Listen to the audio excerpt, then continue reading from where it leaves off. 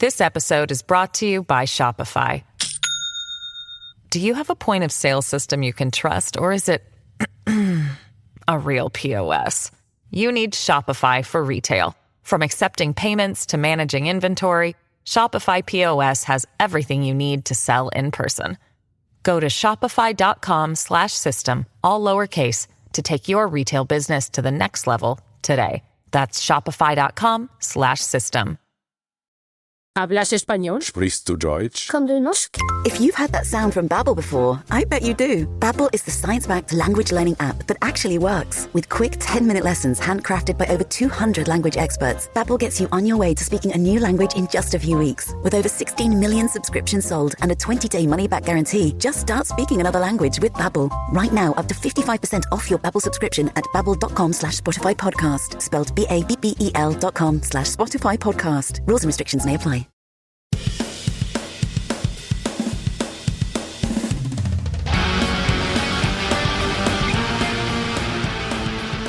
Olá pessoal, bem-vindos a mais um episódio de Mil Crimes. Eu sou a Bruna e comigo hoje, pode não parecer, mas tá, Jéssica? Eu ia falar, tô de corpo, de alma não, mas nem sei nem de corpo eu tô muito não. Nem o corpo tá 100% presente, é isso, gente. Gente, eu tô ando péssima. Nossa, e aí agora eu tô pensando, eu só gravei um episódio esse ano, né? Só gravou um? Estamos chegando no mês 3. Gente, tadinha, a Jéssica perdeu o carnaval porque tava doente. Não, gente, sério. Quem me conhece sabe que eu sou uma pessoa muito do rolê, eu amo carnaval. Aí eu tava... Resumidamente, tá, gente? Eu vou falar da saga. Aí eu comecei a ficar meio mal, aí fui na 25 de março com meu amigo, quase desmaiei. Aí eu falei, caralho, velho, que gripe forte. Só que era uma gripe que não passava. E tava 2 semanas já. Eu falei, mano, deve ser ou tuberculose ou qualquer coisa do tipo. Fiz teste de Covid, gastei 60 pila pra fazer a merda de um teste. Caralho, tá R$60 um teste? Não, amiga, porque também eu pedi pelo iFood, né? Ah, tá. Entendi. É isso. Ah, foi R$40 de frete. É exatamente, porque a farmácia no iFood, que eu não sei o que acontece com o frete do iFood, né? Aí, beleza. Aí, suave, fiz o teste, não era Covid, tarará. E aí, agora eu descobri que é sinusite. E por isso que eu não conseguia abrir meu olho de tanta remela que tinha, que não era remela. Tá tudo e aí entupido. Agora eu estou melhorando. Eu só tive um dia de melhora, tipo aquele dia, sabe a pessoa que tá morrendo e tem um dia de melhora? Eu tive um dia de melhora pra ir no pós-carnaval, nos últimos bloquinhos, sabe? Só pra dar nossa, aproveitou. Respiro. Você usou as coisas que você comprou na 25 de março, que eu comprei uma pistola de água, quase fui agredida também, porque eu ficava tacando água em todo mundo. Talvez isso não foi muito sensato. Mas é isso, gente. Aí agora eu tô assim, tá? É isso. Então, hoje vai ser um pouquinho diferente. Eu vou ler o roteiro todo e a Jéssica vai só comentar. Acho que nem ela nem vocês iam aguentar muito tempo da voz dela parecendo adolescente. Né? Gente, tá oscilando, né? Vocês repararam? Parece os meninos quando chega a 14, 15 anos, né? Que a voz começa a mudar. Exatamente. Só que a diferença é que eu tenho 34, assim, de boa, né? Bom, então, antes de mais nada, só avisando que esse caso tem menção a abuso sexual, então fica aí o aviso. E bora lá, porque isso aqui, gente, deu trabalho pra fazer, tá? Já avisando vocês, porque é muita informação. Então, hoje tem que se concentrar na aula, tem que prestar atenção e lembrar de vários nomes, tá? Anotando aqui, ó. Hoje eu vou ser praticamente uma ouvinte do 1001. Exatamente, ao vivo. Ao vivo. Então, bora pro episódio de hoje.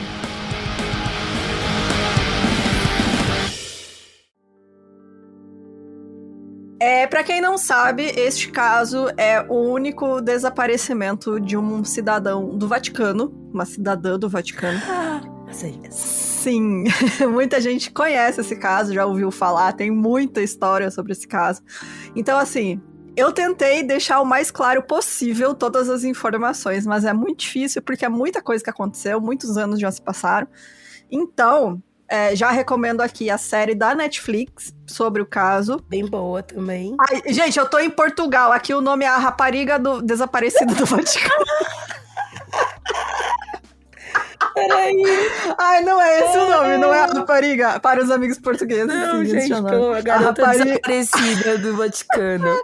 A rapariga do Vaticano. O Já desaparecimento... tá xingando a menina, coitada. Não, a rapariga, porque aqui eles não falam moça. Eu sei, mas aqui... Moça, pra quem não sabe, moça é feio. Você chamar de moça aqui, o pessoal fica ofendido. Então é aqui rapariga. vai chamando de rapariga pra ver.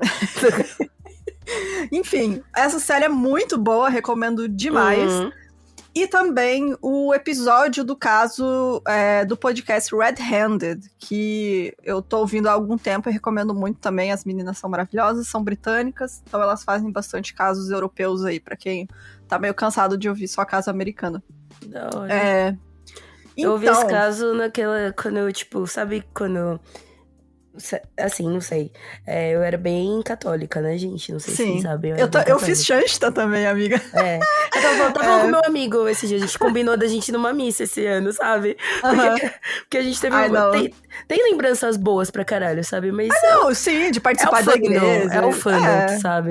O ritual é bonito, o fandom é uma merda. Mas enfim, voltando. Sim.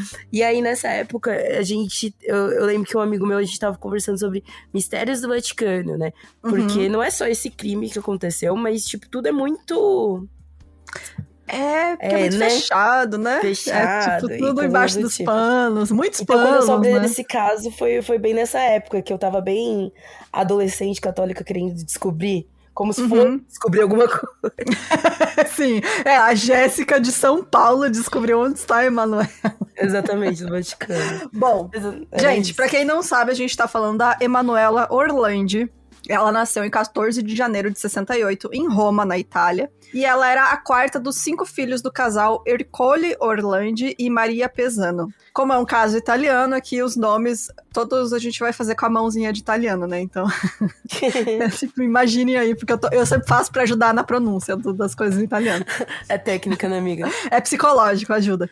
Ela e a sua família faziam parte do pequeno número de pessoas que possuíam cidadania do Vaticano. Até hoje é um número muito pequeno de pessoas. E isso porque os pais dela trabalhavam para o Vaticano e a família toda não apenas tinha residência no país, como também cidadania, algo que é muito raro e só é obtido em casos específicos. Então, para quem não sabe, o Vaticano no meio de Roma tem um pontinho que é o Vaticano, é minúsculo, é bem pequenininho mesmo. E é um país independente governado pelo Papa. Então, né, como se fosse uma monarquia papal aí.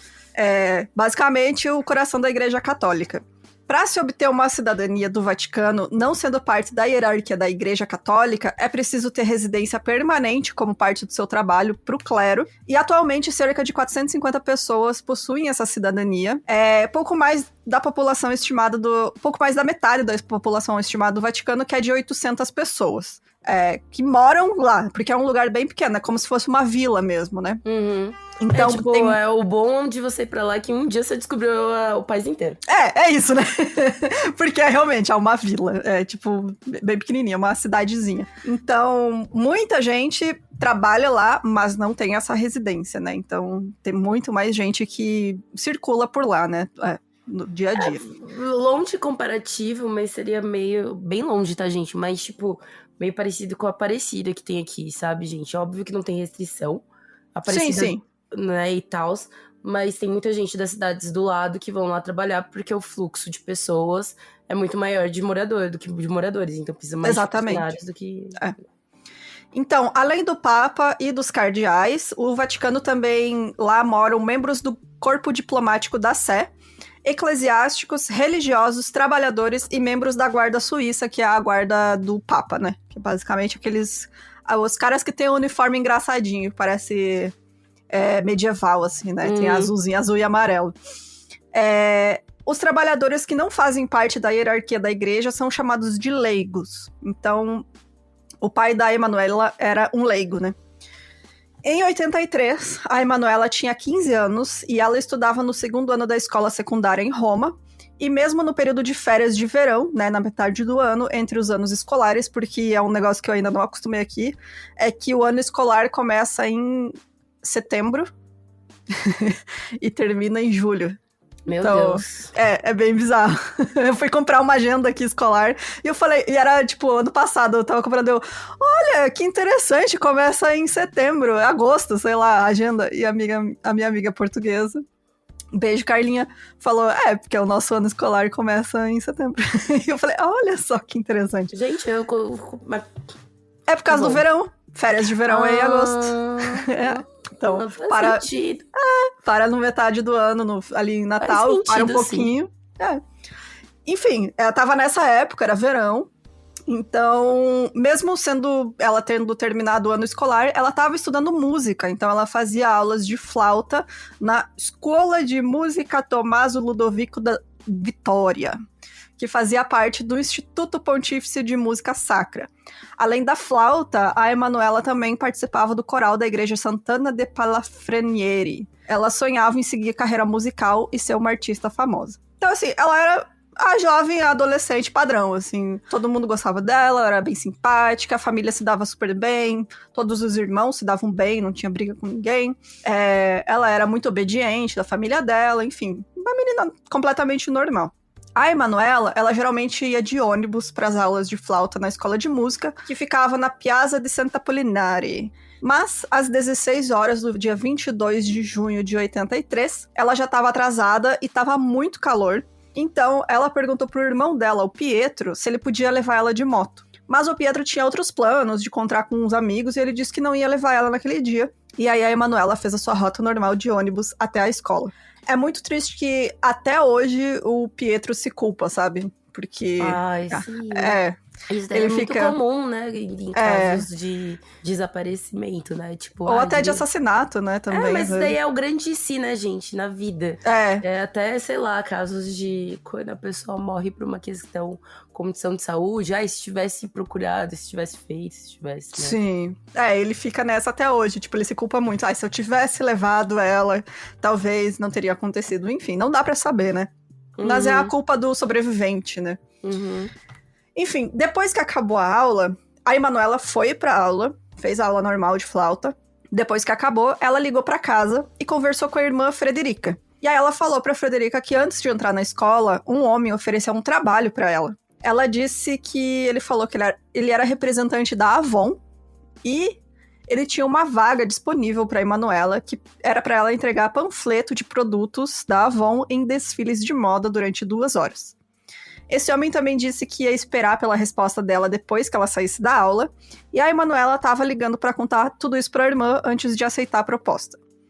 A Frederica imediatamente ficou muito preocupada, ela ficou desconfiada porque o cara estava oferecendo muito dinheiro. Eu não consegui encontrar qual era o valor que ele estava oferecendo, mas ela achou, putz, é muita grana pra dar pra uma menina adolescente entregar panfleto, sabe? Não faz sentido. Normalmente é sempre uma graninha, hein? Eu acho que eu já trabalhei entregando panfleto, né? Também já. Não ganha muito, não. Eu acho que é o momento que você percebe que você é um nada no mundo, quando você entrega panfleto. É bem triste. É muito triste. Ela sugeriu que a Emanuela não aceitasse essa vaga imediatamente, né? Não aceita agora. E antes de qualquer coisa, conversa com os nossos pais. E aí, a Emanuela falou, ok. E enquanto ela saía da aula, ela também contou para 2 outras colegas sobre essa oferta de trabalho desse estranho homem da Avon. E essas colegas andaram juntas até o ponto de ônibus em Corso Rinascimento, que fica em frente ao Palácio Madama. A Emanuela foi vista pela última vez por testemunhas por volta das 19h30, neste ponto de ônibus, acompanhada por outra adolescente que não foi identificada. E ela nunca mais apareceu, infelizmente, né? Naquela noite a família ia jantar pizza, que era a comida favorita da Emanuela. Eles tinham como rotina jantar juntos todos os dias, às 20 horas. E quando a Emanuela começou a se atrasar, a mãe dela não se preocupou, afinal é verão. Aqui no verão 9 da noite tem sol, o que é uma coisa bizarra, mas que é delícia. isso. Sim, amiga, eu saio 9 da noite tomar sorvete no verão, é uma delícia. Não, e tipo, É por muito bom. exemplo, uma coisa que eu sinto saudade do horário de verão aqui do Brasil é o quê? Quando eu saía do trabalho às 6 horas da tarde, não era uma sensação de, poxa, tá acabando o dia, era uma sensação dá pra ir no barzinho e ainda tomar uma cerveja. É, exatamente. É, tipo isso. Então, assim, a mãe dela não se preocupou, sabe? Nossa, tá sol ainda, o sol a pino. Tá curtindo, né? Tá curtindo com as colegas, né? Não vão se preocupar. Mas, quanto mais tempo passava sem notícias da Emanuela, mais a família ficava preocupada que algo de ruim tinha acontecido. Ela não era o tipo de menina que fazia outros planos sem antes avisar ninguém da família. Até porque ela ligou pra irmã pra falar da proposta de trabalho, né? Então, Então ela não era uma pessoa que escondia, né? Adolescente escondia o que tava fazendo. exato, não, ela falava tudo. E aí, quando já era de noite, o pai dela saiu de carro pra procurar ela nas áreas em volta do Vaticano e da escola de música, que eles já sabiam que ela tinha ido. E eles também ligaram pro diretor da escola pra saber se alguma das colegas da Emanuela tinha qualquer informação de onde ela podia ter ido. Ninguém sabia de nada e os seus pais resolveram, então, ir até a polícia pra reportar o seu desaparecimento. E aí veio o negócio, assim, completamente anos 80, que infelizmente acontece ainda hoje em dia, mas felizmente com menos frequência, que é a polícia não deu atenção pros pais dela. Eles responderam que era muito cedo para fazer um boletim de ocorrência ou sequer começar uma busca, porque, segundo eles, dezenas de adolescentes desaparecem em Roma durante o verão e depois voltam para casa. A polícia falou assim, ela é só mais uma jovem que fugiu da família para aproveitar o verão com os amigos. Logo ela volta. E a Emanuela, então, só foi considerada oficialmente desaparecida pelas autoridades no dia seguinte. E aí, durante os próximos 2 dias, o desaparecimento dela foi anunciado nos jornais italianos Il Tempo, Pesce Sera e Il Messaggero. Os primeiros dias de investigação foram feitos por Giulio Gangi, que era um jovem agente do serviço de inteligência italiano, que era amigo da família Orlandi. Então, ele conversou com 2 policiais que estavam em frente ao Palácio Madama na tarde que a Emanuela desapareceu. Então, assim, apesar deste começo merda, eles tiveram a sorte de ter um policial que era amigo deles ali, né, um detetive, e ele se dedicou completamente ao caso enquanto ele conseguiu. Então, tem muita informação aí nesse início por conta dele, né? Do trabalho que ele fez. Que ele levou pro lado pessoal, realmente. Bom, esses 2 oficiais que ele conversou confirmaram que eles viram uma jovem que correspondia à descrição da Emanuela conversando com um homem que segurava uma sacola da Avon. Putz. Então, aí a gente já começa a ver, né, que realmente existia este homem da Avon. Mas os policiais tinham depoimentos diferentes em relação a quando isso aconteceu. Um dizia que eles tinham visto antes da aula de música, e o outro disse que tinha sido às 19 horas, quando a aula já tinha terminado. E aí, ainda de acordo com a polícia, o homem da Avon dirigia uma BMW verde escura, e o Giulio, né, que é o policial que tá investigando, ele conseguiu rastrear esse veículo que estava sendo reparado por um mecânico porque uma das janelas havia sido quebrada pelo lado de dentro. Ele também descobriu que o carro pertencia a uma mulher, mas antes que ele pudesse prosseguir com a investigação, ele foi removido da investigação por seus superiores. Ai. E aí aqui eu já acho que começa a mostrar que tem algo muito maior por trás desse caso, porque... Começa desde... É isso, né? Porque esse é um caso que tem várias conspirações, obviamente, né? A gente tá falando do Vaticano, né, mano? Então, muita coisa. Óbvio que vai ter muita conspiração. Mas a mais básica de todas, que nem é uma conspiração, é controle de informação. Eles não querem ser conhecidos, tipo... como lembrar do Vaticano e lembrar de um desaparecimento de uma criança.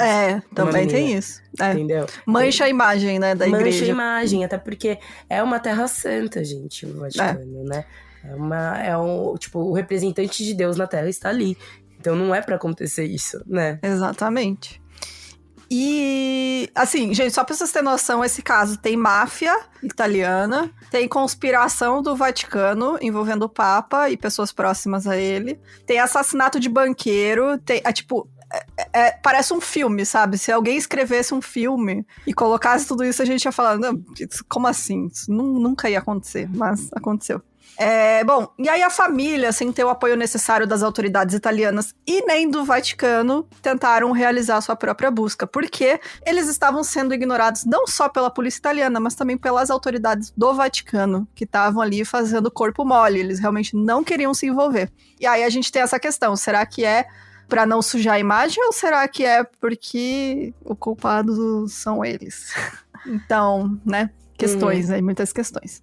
A família, então, desesperada, eles imprimiram centenas de folhetos com as informações e a foto da Emanuela e saíram entregando por Roma, nesse desespero, né, para encontrar qualquer informação que ajudasse a encontrar ela, né. Isso fez com que a família é quem recebesse ligações sobre os avistamentos, falsos ou não, que eles não tinham nem o treinamento, nem o equipamento ou o pessoal necessários para fazer a devida verificação. Isso é um negócio muito triste que acontece com muitas famílias de pessoas desaparecidas, né? E aqui a gente vê como aconteceu muito rápido isso, que geralmente demora alguns anos, né, pra polícia abandonar o caso e ficar só nas mãos da família, mas aqui foi desde o início, tipo, a família que teve que ir atrás, sabe? E também eu acho essa falta de estrutura também, né, da polícia e tal, é muito reflexo do país, assim, sabe? Porque como não tem crime lá, tipo, sabe? Não... Vaticano, né? Mas... Tem, mas tipo, o índice é bem menor, sabe? Bem menor, ou seja... no caso, quem tava tratando principalmente do caso era a polícia de Roma, porque elas apareceram em Roma, né? Mas e aí a questão é essa, de que, tipo, a do Vaticano nada fará, gente, porque, né? Eles não têm nem pessoal, eu acho, talvez, especializado pra isso. Também não sei. É uma boa questão aí. 3 dias depois do desaparecimento da Emanuela, no dia 25, às 18 horas, a família recebeu uma ligação de um jovem que se dizia chamar Pierluigi. Ele alegou que estava junto com a noiva dele no Campo de Fiore, que na época era uma praça que era muito famosa por reunir jovens durante a noite e comércio local de artesanato e trocas durante o dia. Eu ouvi dizer, assim, pesquisando, hoje em dia o lugar é tipo, tem arrastão, sabe? Não dá pra ir lá, não. Você vai lá e perde o celular, no mínimo. Mas nessa época reunia muito jovem, assim, então... O Pierluigi mencionou que eles encontraram uma jovem que se encaixava na descrição da Emanuela e mencionou até que ela carregava uma flauta. E aí ele disse que ela falou assim, que tinha recém cortado o cabelo, né, ele falou. E ela também se apresentou como Barbarella. Ela falou que recém tinha fugido de casa e estava vendendo produtos Avon.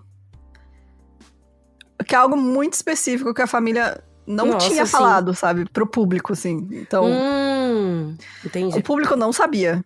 Só a polícia sabia da questão da Avon. Então, ele chamou a atenção isso, sabe? O Pierluigi ligou mais 2 vezes pro Orlandi e ele deu mais informações sobre ele e sobre essa menina que ele encontrou, que supostamente seria Emanuela. E aí, ao informar a polícia no mesmo dia, a família, né, ao falar pra polícia que isso aconteceu, 2 agentes do serviço secreto italiano visitaram eles e orientaram que a partir daquele momento eles tinham que gravar as ligações que eles recebiam sobre a Emanuela pra ficar mais fácil repassar essas informações, né, e tipo, reconhecer a voz, enfim. Outra ligação estranha aconteceu no dia 27, e aí era um homem que deu seu nome apenas como Mário.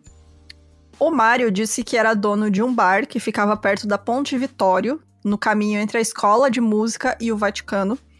E a história dele era de que ele conheceu um menino e 2 meninas adolescentes que estavam vendendo produtos Avon. De novo, é algo muito específico. Uma dessas meninas disse que era de Veneza, que seu nome era Bárbara, não Barbarella, mas Bárbara, e que tinha fugido de casa, mas ia voltar pro casamento da irmã mais velha. Oxi. E aí, a família ficou em choque, porque o casamento da irmã mais velha realmente ia acontecer e ninguém além da família sabia disso, sabe? Nossa, bizarrices. Só o pai, a mãe e os irmãos que sabiam que a Natalina Orlandi, que era a irmã mais velha da Emanuela, realmente ia se casar em setembro. Então, assim, o coisa da Avon, o casamento da irmã. Só que, quem são essas pessoas que estão ligando? Por que elas nunca apareceram e só falavam pelo telefone? É tudo muito, muito, muito estranho, sabe? Pra mim, tudo isso é pra desviar a atenção da polícia. Sim. Eu acredito 100% nisso hoje. Que todas essas avistamentos Muitas e coincidências, testemunhos. velho. Eles tinham informações específicas que eles sabiam que iam chamar atenção. Então, eles tinham detalhes. E essas pessoas podem ter sido orientadas por quem realmente sequestrou a Emanuela. Porque eu acho sim que ela foi sequestrada, mas isso tudo é pra desviar a atenção. E aí, quando o tio da Emanuela, que tinha atendido essa ligação do Mário, perguntou qual a altura dessa menina, né, que tava falando que era ela, o homem respondeu que era entre 1,50 m e 1,60 m. E aí dá pra ouvir, ele escutou outra voz masculina no fundo da ligação falando, não, mais. Tipo, orientando ele a falar que, na verdade, ela era mais alta do que isso. Então. Por isso que eu também acho que, sabe... Estranho, tá né? Desviando o foco aí, essas ligações.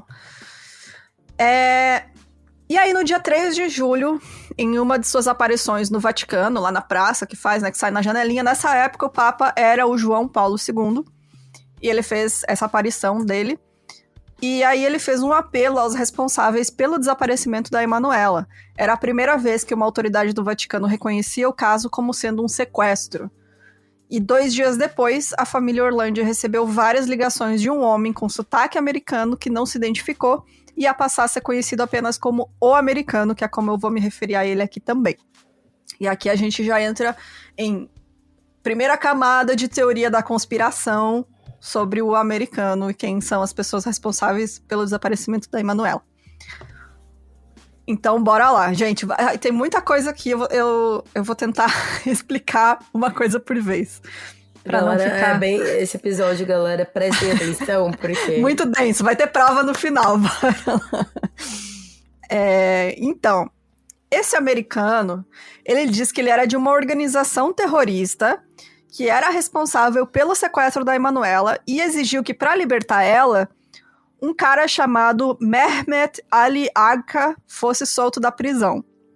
O Mehmet, ele estava preso desde 81, depois de uma tentativa de assassinato contra o Papa João Paulo II.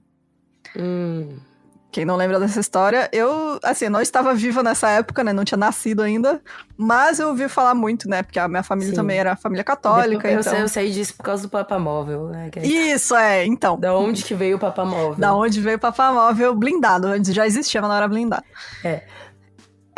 Eu vou contar essa história depois, calma lá. Então, quem que era esse cara, né, o Mehmet? Ele era envolvido com os Grey Wolves, que são os Lobos Cinzentos, que é uma organização paramilitar ultranacionalista turca. Esse grupo neofascista foi responsável por inúmeros massacres, esquadrões da morte e assassinatos na Turquia. E o Mehmet, sob ordens deles, assassinou o jornalista Abdi İpekçi, que na época era editor de um dos maiores jornais turcos, o Milliyet, que era um jornal de centro-esquerda. E o Abdi também era um ávido intelectual e ativista dos direitos humanos. Os principais alvos dos Grey Wolves eram pessoas de esquerda. Então, eles mataram muita gente na Turquia, principalmente nos anos 70. Então, o Mehmet, ele conseguiu escapar da prisão apenas 6 meses depois, com a ajuda dos Grey Wolves, depois que ele recebeu uma condenação perpétua por esse assassinato.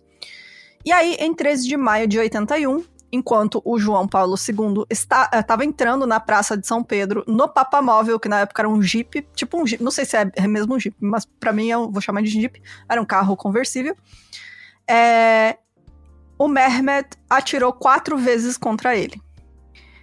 Ele imediatamente conseguiu fugir e jogar a arma embaixo de um carro, mas ele foi pego antes de conseguir escapar. Foi pego pela segurança do Vaticano, várias pessoas que estavam no local e também uma freira. Gente, uma freira segurou ele até que ele foi preso. E aí... As freiras, gente. As freiras sempre dão nome, sabe? É um negócio muito bom. Freira é porradeira, gente. Freira é porradeira. Mano, eu estudei em colégio de freira também. Você é freira quando quer ser. Né? Pra pegar no pé, ela não deixa barato, não. Bom, Enfim, né, a freira lá segurou o cara. Desses 4 tiros que ele conseguiu dar, 2 atingiram o Papa. Ele foi hospitalizado imediatamente, perdeu bastante sangue. Ele quase morreu, inclusive, né? Teve parte do intestino, teve que ser retirado, enfim. O outro tiro acertou no dedo dele.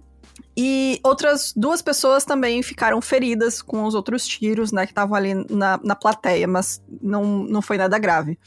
Nessa época do ataque, a primeira especulação é que o assassinato do Papa tinha sido encomendado pela KGB, porque o João Paulo II, que era polonês, sempre apoiou o movimento Solidariedade, que era uma organização que fazia oposição à aliança da Polônia com a União Soviética.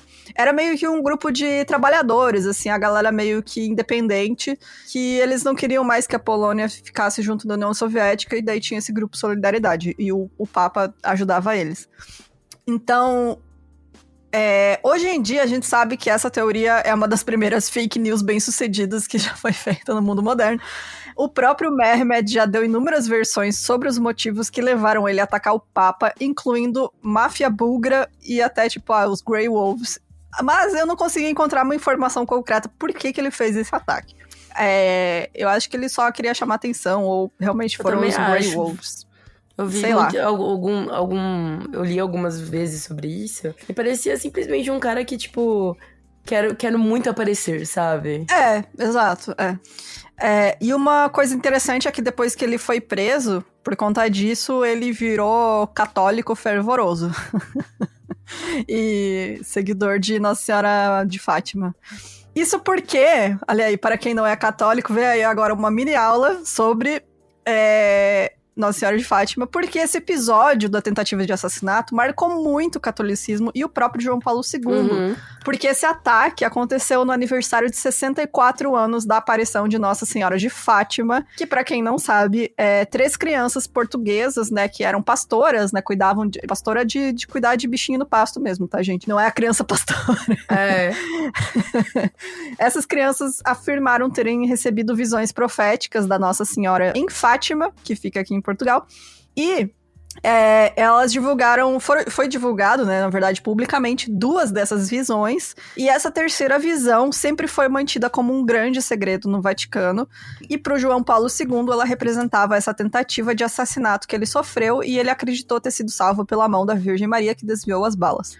Esse segredo, para quem quiser, tá curioso aí, foi revelado pelo Vaticano em junho de 2000, e não é nada específico, assim. É bem simplesinho. É um negócio, tipo, parece realmente a criança teve um sonho e é aquilo ali, né? Você interpreta como você quiser. O próprio Papa, né? Que quando... Mas assim, como... Não sei, ex-católica? Não sei se eu sou ex-católica. Eu me considero ex-católica. Eu me considero ex por causa que, enfim, né? Como não fui excomungada, antes, mas não foi por falta de tentativa. Não, o meu eu nem tentei, mas, tipo, né? Vamos dizer que eu não cumpro os requisitos, né? Mas a questão toda é que, tipo, por exemplo, Fátima sempre foi um lugar que eu queria ir, assim. Acessório... Amiga, curiosidade aleatória só, porque eu acho... Pelo que falam aqui, é tipo Aparecida, assim, é só o templo e não tem mais nada. Sério? Pessoal que eu vi falando aqui é isso. Mas se for um templo bonito, porque de Aparecida vale a pena pra quem nunca foi, mas tanta gente, cara. É que depende, por exemplo, do templo da Aparecida, vale a pena porque é fucking gigante aquele negócio. Sim. Entendeu? Eu acho que aqui também é. Mas, sei lá, eu não iria porque é o tipo de turismo religioso... Assim, eu vou em igreja porque eu acho bonito. O prédio histórico, a arquitetura, as coisas, eu acho lindo. Mas turismo religioso eu deixo pra quem gosta aí. Porque... Eu gosto. não iria... Porque eu não gosto de lugar com muita gente também, né? Então, são lugares que vai muitas pessoas, né? Pra peregrinação, multidão. Enfim. E aí, enfim, né, voltando ao americano, depois que eu expliquei toda essa história, o americano, né, falou, vocês precisam libertar esse cara aí que tentou matar o Papa, senão a gente não vai soltar a menina. E aí, pra convencer a família de que ele tava falando sério, ele colocou uma gravação de uma mensagem de voz que seria da Emanuela pra família ouvir pelo telefone. Ele também mencionou os 2 homens que tinham ligado antes, o Mário e o Pierluigi, dizendo que eles também faziam parte dessa organização terrorista que tava com a Emanuela. E a polícia até hoje nunca conseguiu descobrir quem é esse americano. Ninguém sabe a identidade dele. No dia seguinte, dia 6 de julho, o americano entrou em contato com a Agenzia Nazionale Stampa Associata, que é uma agência de notícias italiana, onde ele falou que nos próximos 20 dias o Papa ia ter que se envolver no caso para libertar o Mehmet. Ele também informou que na praça próxima ao parlamento eles iam encontrar provas de que a Emanuela estava sendo mantida em cativeiro pelo grupo. Essas provas foram encontradas e, segundo a polícia, elas seriam cópias do cartão escolar da Emanuela, um recibo de mensalidades da escola e uma nota escrita à mão por ela. Mas, assim, tudo isso eram arquivos públicos, então, sabe, podia ser falsificação ou, enfim, eles podiam ter conseguido de qualquer maneira. Não eram provas, né, 100% de que eles estavam com ela. Não eram, assim, não convenceu a polícia. No total, 16 ligações foram feitas pelo americano de diversos telefones públicos. E aí, no dia 17 de julho, o americano deu instruções sobre onde achar outra prova de que eles estavam com a Emanuela, o que levou a polícia a encontrar uma fita cassete, que é uma fita de áudio, né, com a gravação, do que parecia ser uma adolescente sendo torturada. A polícia de imediato não acreditou que a gravação fosse verdadeira, mesmo com dúvidas da família, e mais tarde eles determinaram se tratar, na verdade, de uma montagem com o áudio de um filme pornográfico. Ai, que merda. Então, assim... porque tinham Imagina o vozes... desespero da família, né, velho? E cara, assim, não dá nem pra imaginar, porque tudo que eles passaram, sabe? Vendo a polícia dando volta aí, tentando encontrar e não encontrando nada. E aí toda essa questão aí, organização terrorista, sabe? Tipo, é uma coisa... É muito pesado mesmo. Então, pelas vozes no fundo da fita e tal, eles conseguiram determinar que se tratava de um filme. E assim, meio que... Seria muito fácil pra eles, sei lá, tirar uma foto Polaroid, sabe? Enviar dela. Uhum. Sabe? Algo assim. Não precisava nada muito complexo, né? Não, e eles... o que eles faziam até então, não parece que eles realmente estavam com ela, né? E eu acho que era isso que a polícia acreditava. Entre agosto de 83 e novembro de 85, essa organização afirmou estar mantendo a Emanuela prisioneira, mas sem nunca fornecer provas concretas disso. Eles se chamavam de Frente Anticristã Turca, e eles afirmaram ter sequestrado não apenas a Emanuela, mas também outra adolescente que tinha desaparecido em Roma 40 dias antes da Emanuela, uma menina chamada Mirella Gregori. O presidente italiano na época, o Sandro Pertini, a pedido das famílias Orlandi e Gregori, fez um apelo público pela libertação das duas jovens, e é por esse motivo que até hoje os dois casos estão juntos no imaginário popular, mesmo sem ter nenhuma relação oficial, além do fato delas terem ali idades parecidas. e também o tempo, né? Elas sumiram ali na mesma época. 40 dias de diferença. Algumas pessoas teorizam de que se tratava de um serial killer que assassinou as duas, além de outras vítimas de Roma na época. Mas, assim, os corpos nem da Emanuela nem da Mirella nunca foram encontrados. Então, não sei mesmo. Não cheguei a pesquisar a fundo o caso da Mirella. Mas eu acho que esses caras que estavam ligando, realmente não existia nenhum grupo terrorista, era só alguém que estava envolvido com o desaparecimento da Emanuela, desviando a atenção da polícia, fazendo eles gastar recurso e tempo e pessoal e energia em pistas que não levam a nada, sabe? Pra mim, é o que faz mais sentido. Uhum. This episode is brought to you by Tic Tac. Minty, refreshing, classic. And it's not just the Tic Tac mints. It's the new track by Kanice with beats that'll leave you feeling as refreshed as a Tic Tac and a vibe that'll take you on a ride through 100 layers of flavor. Does it get any fresher than this? Tic Tac, enjoy the bright side. That 100-layer joyride. Pop one, let's paint the town. Freshman flavors all around. Take a ride on a Tic Tac. Pick up a pack of Tic Tac mints today. É jogo de informação mesmo, né? Exatamente. Bom, se eu estiver indo muito rápido, gente, me avisa. Quando Me eu tô avisa, falando sozinha, se eu tô lendo sozinha, eu faço a marcha aqui e vou reto. Eu tô aqui como se eu estivesse ouvindo podcast, gente. Então, assim, Isso aí. A Jéssica tá representando todo mundo que tá ouvindo, né? Comentando. Eu sei que tem muita gente que comenta, né? Conversa como se a gente estivesse ouvindo também. O serviço secreto italiano aconselhou tanto a família Orlandi quanto a família Gregori a procurar auxílio do advogado Gennaro Egidio, que já tinha trabalhado em diversos casos de crimes internacionais, terrorismo e assassinatos. Esse cara, ele organizou para que todas as ligações dos supostos sequestradores fossem transferidas para o escritório dele, para que ele conversasse diretamente com essas pessoas e negociasse a soltura da Emanuela e da Mirella. Então, assim, ele sempre conversava, ele tinha experiência com esse tipo de coisa, de negociação, só que não levava a lugar nenhum, sabe? Ele nunca conseguia, eles não forneciam nenhuma prova, e isso pro Genaro era a confirmação de que o grupo tava blefando e que, na verdade, eles nunca sequestraram nenhuma das meninas, apenas estavam tentando tirar proveito da situação para libertar o Mehmet. Que também é uma possibilidade muito forte, né? Pode ser, eles nem estavam envolvidos com nada, só queriam libertar o cara. Mas eu acho que eles estavam envolvidos porque eles tinham as informações da Avon e do casamento. Então, eu acho que era alguém envolvido, sim. Em 24 de dezembro de 83, isso 6 meses depois que a Emanuela desapareceu, o Papa João Paulo II visitou a casa da família Orlandi e disse para eles que o caso de Emanuela é um caso de terrorismo internacional e garantiu a eles que a Santa Sé tá fazendo tudo o que é humanamente possível para ter um final positivo. Pausa. Já pensou que você tá, tipo, lavando a sua louça, saca?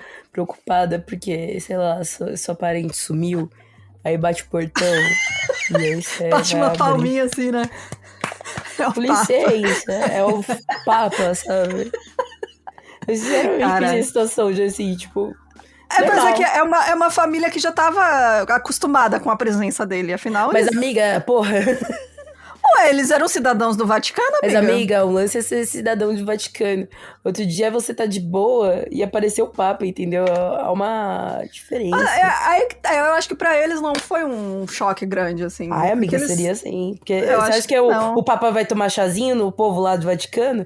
Vai não. Mas né, a menina sumiu, é a família dela, todo mundo falando. Eu acho que é isso. Se fosse qualquer outra família, assim, né? Mas como eles tinham essa convivência ali, eu acho que... Né? Sei, parece que é como se fosse o prefeito da cidadezinha de 600 habitantes foi lá na casa da família da menina que sumiu, sabe? Tipo isso. Só que esse prefeito também é um mandado de Deus na Terra, maior, né? do Estado Católico, mano. Exato. Esse é um detalhe. Detalhe, mano. Bom, anos depois, o Pietro, né, que era o irmão da Emanuela, ele comentou que a partir daquele momento, na verdade...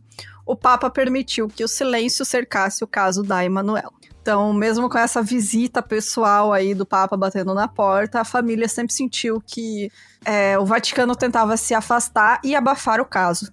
Então, né, fica aí a questão. Por quê? Será que é essa questão da imagem? Ou será que tem coisas maiores por trás? E aí a gente vai pular um período de tempo bem grande, porque... né, nada foi descoberto desde então.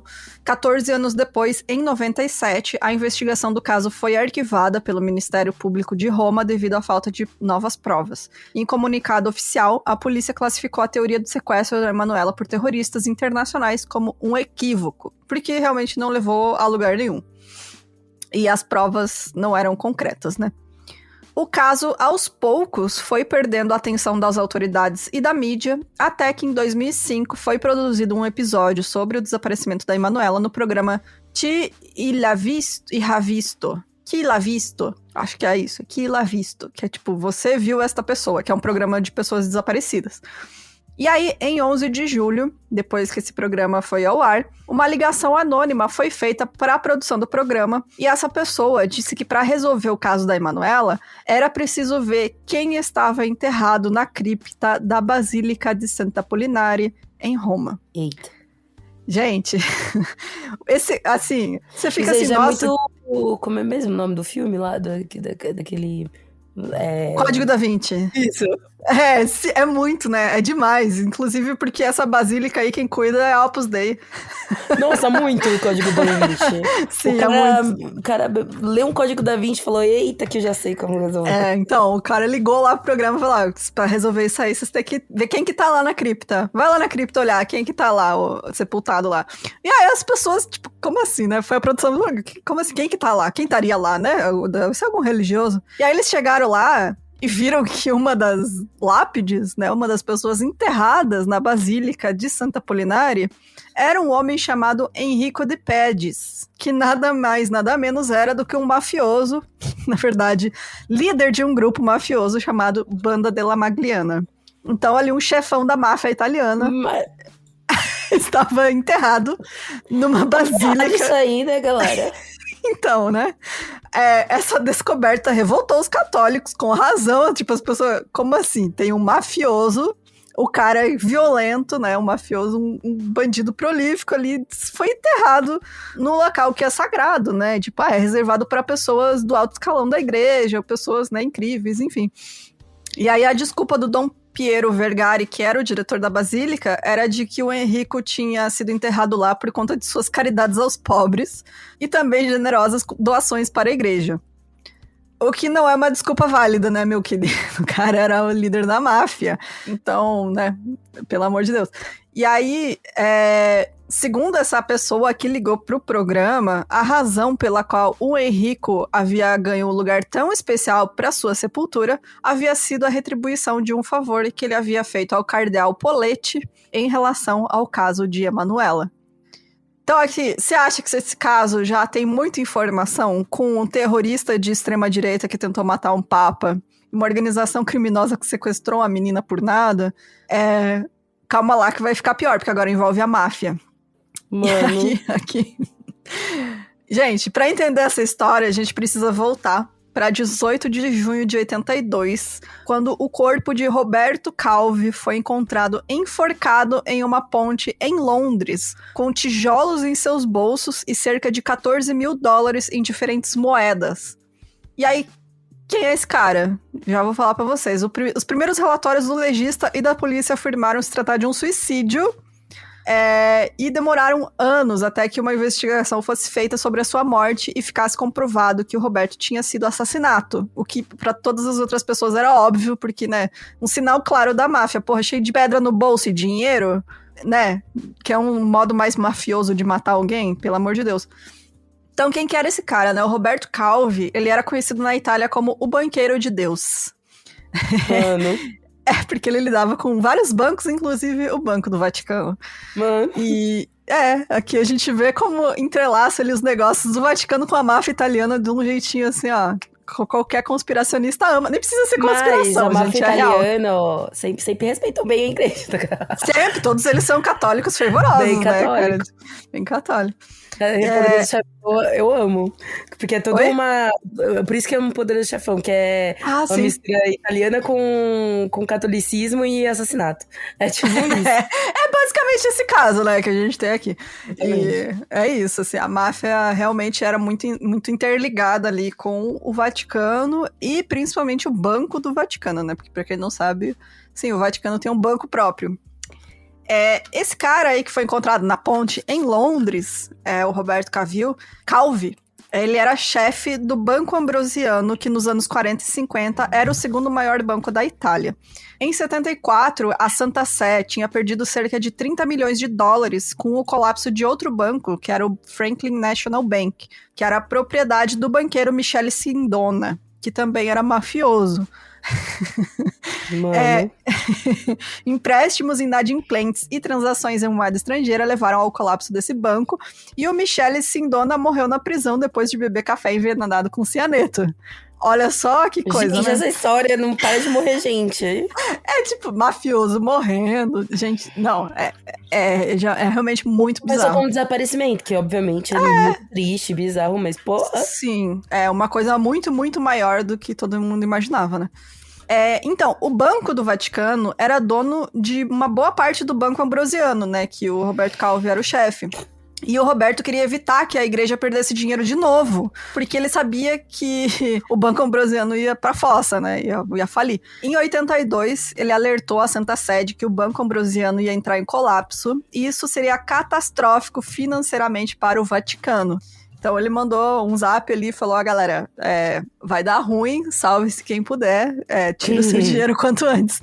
E aí, isso porque, né, anos antes, em 78, o Banco Italiano já tinha produzido vários relatórios que mostravam que o Banco Ambrosiano exportava ilegalmente bilhões de liras, que era a moeda italiana na época, E mais tarde foi determinado que essas transações ilegais eram de conhecimento dos principais afiliados do Vaticano. E, assim, o dinheiro, inclusive, foi desviado usando o Banco do Vaticano. Então, não é como se todo mundo, né, não soubesse o que estava acontecendo.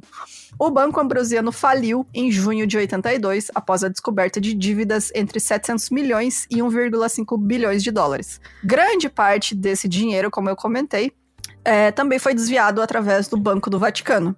Acontece, por que eu tô falando disso, né? Por que esse cara foi morto? Porque quem tinha muito investimento no Banco Ambrosiano era a máfia siciliana. Meu Deus. E eles, obviamente, não ficaram felizes de perder tanto dinheiro. Imagina, os caras tinham muita grana no banco, porque era o segundo maior banco da Itália. Eles acharam que não ia acontecer nada, né? Tá seguro o investimento da máfia. E aí o banco faliu. E é isso, né? Eles foram lá e mataram o cara. E aí, esse seria o motivo para diversos ataques que estavam acontecendo na máfia contra o Vaticano. E eles queriam a restituição desse dinheiro, né? Que eles tinham perdido, já que o Banco do Vaticano também tinha sido responsável. E aí, o Enrico de Pédiz, que é esse cara que estava enterrado na Basílica, lá atrás que eu falei, ele, sendo um dos chefes da banda della Magliana, teria conseguido convencer os outros membros da máfia a parar com esses ataques, e ele teria orquestrado o sequestro da Emanuela como um favor ao Vaticano. E como recompensa, ele recebeu o lugar de honra para sua sepultura. Então, resumindo, um banqueiro envolvido com o Vaticano faliu o banco, que tinha muito dinheiro da máfia. A máfia ficou puta, começou a fazer vários ataques ali, vários esquemas contra o Vaticano, até que um dos chefes da máfia, o Enrico, ele, um católico muito devoto, falou, gente, não vamos perseguir a igreja, chega disso, vamos focar em outra coisa. E aí, o Vaticano, como um favor, né, como um agradecimento a este favor dele, nossa, você fez, olha, uma boa ação, né, fez os caras parar de perseguir a gente, toma aqui esse, né, puxadinho aqui para a sua sepultura na nossa basílica, uma basílica muito importante, histórica. E, além disso, precisamos, já que você está envolvido aqui conosco, fazer um favor pra gente, que é dar sumiço nesta menina. É basicamente isso. Depois que a sepultura dele chegou a ser aberta em 2012, como parte dessa investigação da Emanuela, nada foi encontrado além dos restos mortais dele, que foram retirados da igreja, cremados e jogados ao mar, porque as pessoas já estavam revoltadas que ele estava lá. E aí chega a questão, por que o Vaticano ia pedir para um mafioso sequestrar a Emanuela, uma cidadã do Vaticano? Gente, Sim, quando vocês veem que eu tô chocada, tipo, eu já falei que eu vi o documentário, mas a Bruna sabe que eu tenho uma memória muito merda. É nível assim, mais de uma vez eu cheguei falando, gente, escrevi tal episódio sobre tal caso, e às vezes é de um caso que eu já tinha escrito. E gravado. Mas, amiga, a gente tem mais de 300 episódios a acontecer eventualmente, né? Da gente repetindo. Então eu vi o documentário, mas pra mim tá tudo uma grande surpresa, que faz mais de um ano. Pra mim, mais de um ano já não consta mais no meu HD. Muitos plot twists, né? Muita coisa acontecendo. Então, gente, por que o Vaticano ia querer sumir com a Emanuela? E aqui eu acho que é a teoria que mais tem peso, porque histórico, né? Da Igreja Católica, infelizmente. Em fevereiro de 2006, um ex-membro da banda della Magliana, que era esse grupo mafioso, este homem chamado Antônio Mancini deu uma entrevista em que ele declarou que reconhecia a voz do Mário, que foi aquele cara que ligou dizendo que tinha um bar. E ele disse que esta pessoa é um dos ajudantes de Enrico de Pédiz, que é o cara que estava enterrado lá embaixo da igreja, o chefe da máfia. Outra pessoa que contribuiu para essa história foi uma ex-namorada do Enrico, chamada Sabrina Minardi, que afirmou que a Emanuela foi sequestrada pelo grupo a mando do arcebispo Paul Marcinkus. Ela afirmou que a Emanuela foi mantida drogada em cativeiro no seu apartamento em Roma durante vários dias, até ser movida para outro local, quando ela foi instruída por Enrico a levar a jovem até um posto de gasolina, onde deveria entregá-la para um homem com roupa de padre. Muita gente desacredita os depoimentos da Sabrina, porque ela teve problema com drogas, maior parte da vida dela. Ela tem depoimentos conflitantes, mas eu acredito que muito se dá pelo tempo, né? Fazem muitos anos que isso aconteceu. Então ela acabava, em alguns depoimentos, dava nome de pessoas que nem estavam vivas na época, que já tinham morrido, enfim. E ela muda um pouco a história dela, mas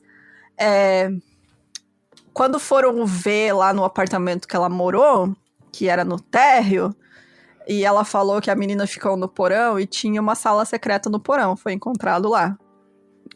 Teve gente que foi e viu como se fosse tipo um cativeiro, onde ela disse que ia estar. Meu Deus. Então, assim, eu acho que ela podia estar tendo problema com drogas nessa época, e por isso ela não lembra direito, mas que faz muito sentido, sim, o que ela contou. Faz sim. Eu também acho. Também acho. Que pra mim, a teoria principal é essa. A máfia fez um favor pro Vaticano, ajudou a sequestrar ela. O jornalista italiano Pino Nicotri, que investiga o caso em detalhes desde o ano 2000, afirmou que a teoria do sequestro não faz muito sentido.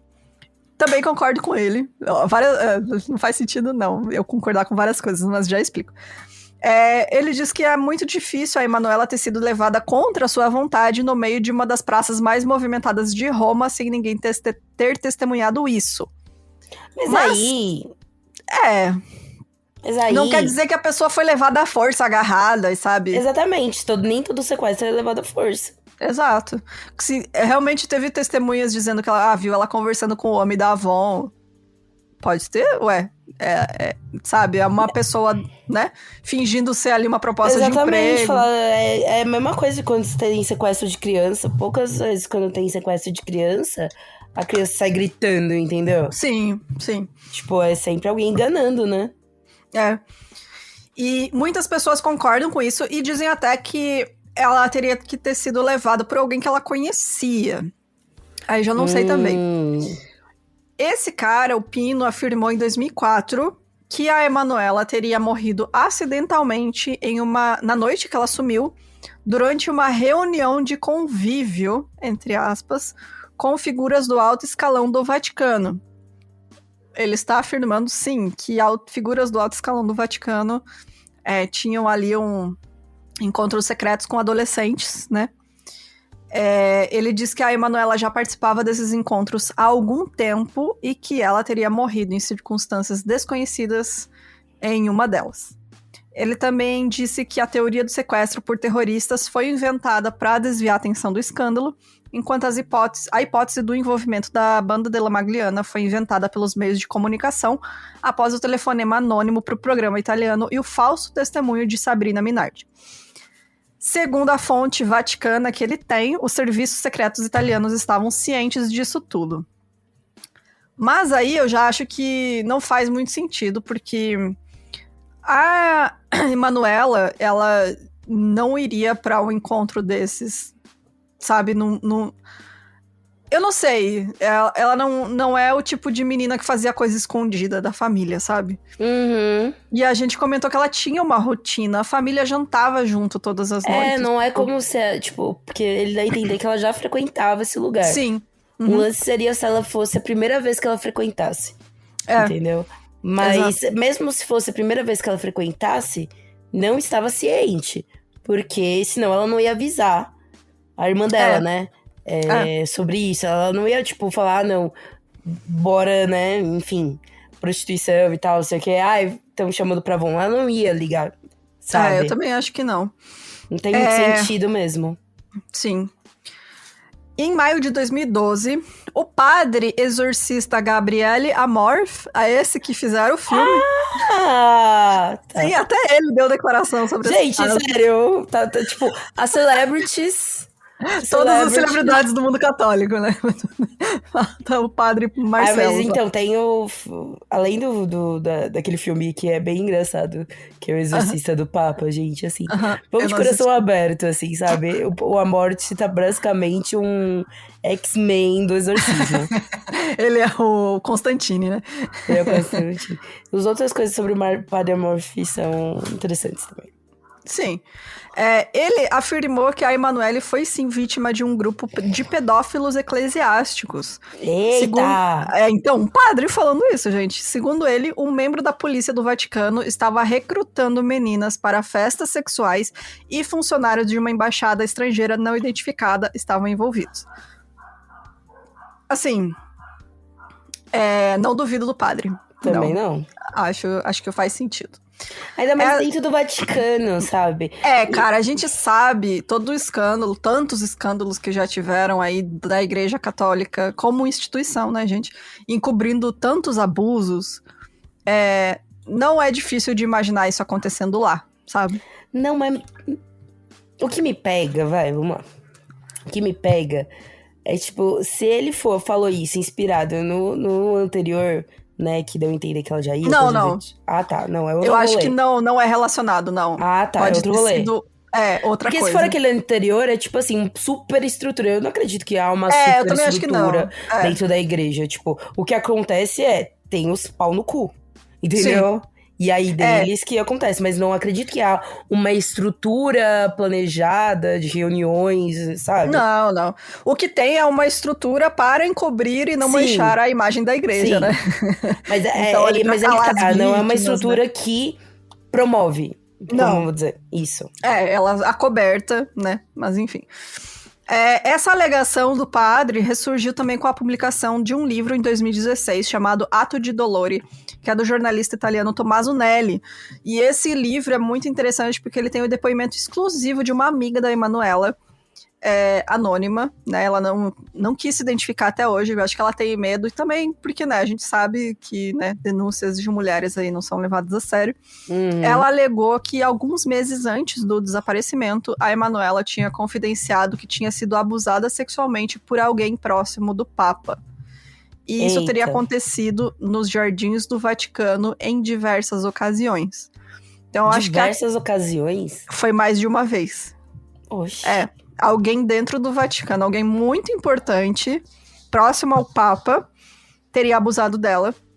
E eu acho que aqui entra essa história do padre, pode ser uma pessoa que está envolvida em outros abusos, enfim, e é acobertado, né, essa questão.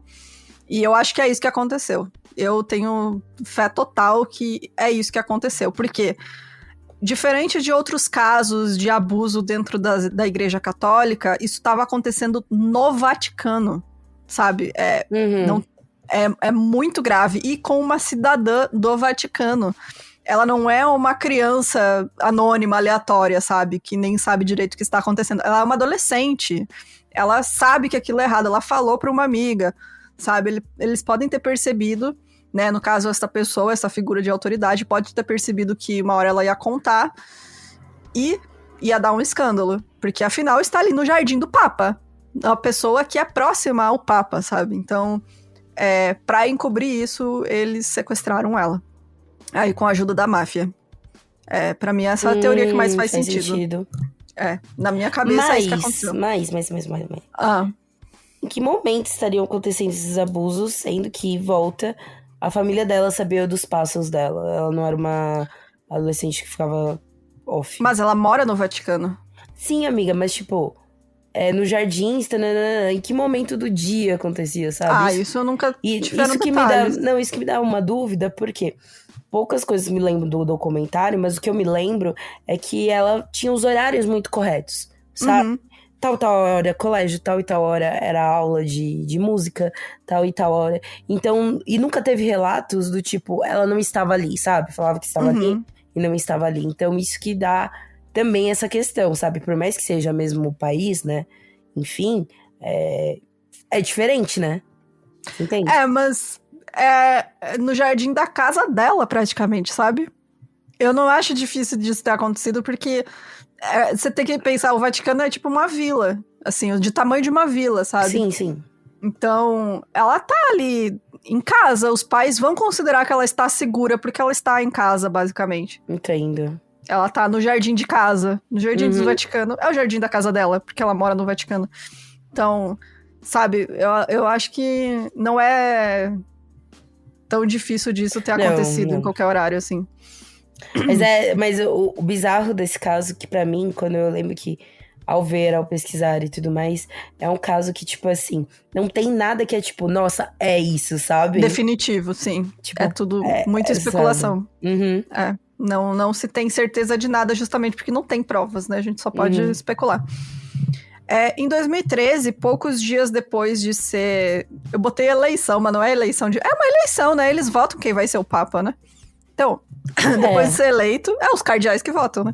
Eles votam. Depois de ser eleito, o Papa Francisco se encontrou com a família Orlandi depois de uma missa e disse pra eles que a Emanuela está no céu.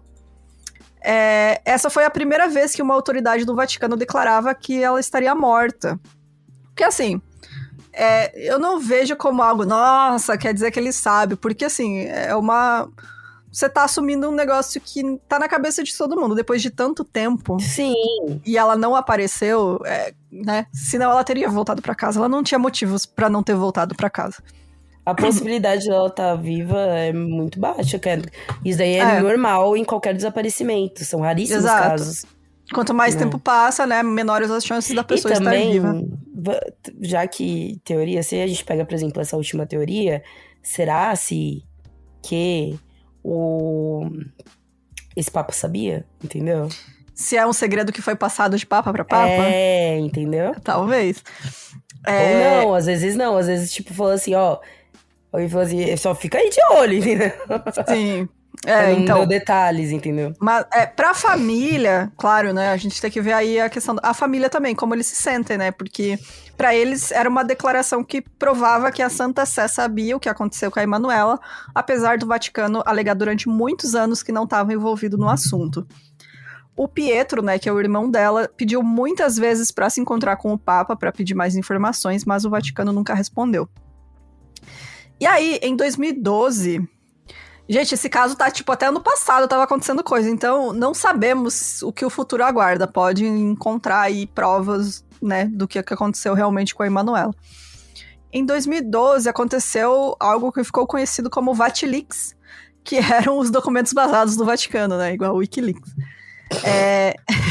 Sim, gente, aconteceu. Mas o foda do Vatileaks, né, gente, que eu lembro que eu acompanhei essa tour.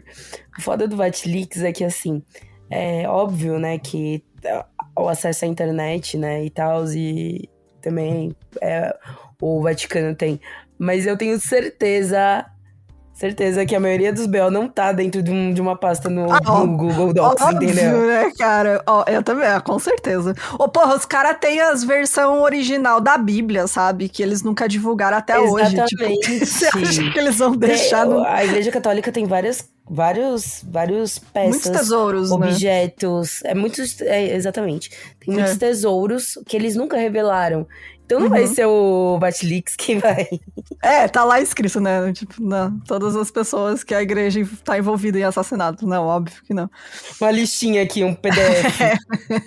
Sim, mas enfim, tinham casos de corrupção, tinha casos de chantagem, tinha vários escândalos, assim, mas nada muito grande, assim, né? Tipo, era mais questão de realmente corrupção dentro da igreja.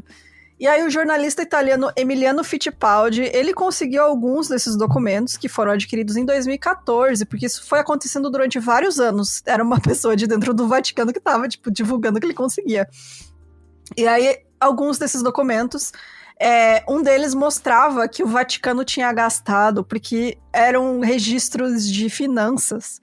Então, tinha lá que o Vaticano gastou cerca de 250 mil euros entre os anos 83 a 97 com despesas relacionadas a Emanuela Orlandi. Eu acho que não estava, obviamente, escrito o nome dela lá, que era um pseudônimo, né, um nome falso, mas, né, segundo essas investigações aí do jornalista, teria sido, né, gastos relacionados a Emanuela, que ela estaria viva durante esse período e teria morrido por circunstâncias aleatórias, não sabemos.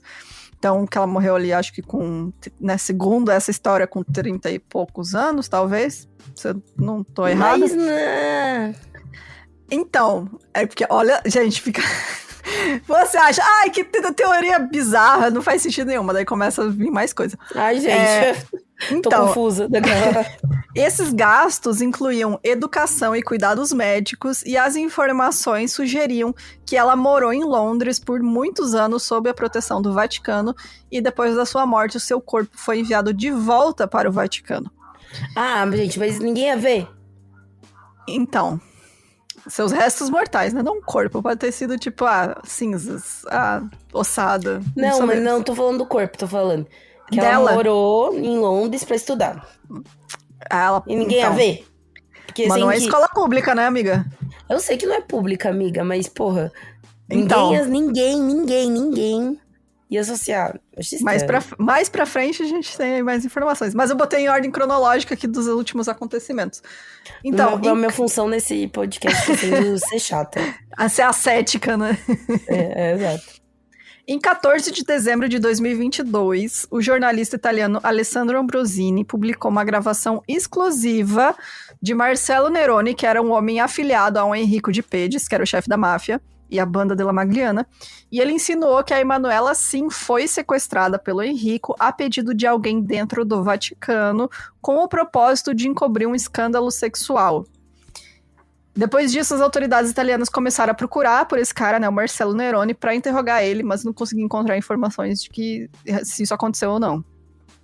E aí, em 2023, em abril de 2023, então, ano passado, o Pietro, o irmão da Emanuela, ele revelou que ele conseguiu uma carta de 93 do então arcebispo de Canterbury, George Carey, ao cardeal Ugo Poletti, arcebispo de Canterbury, na Inglaterra, tá?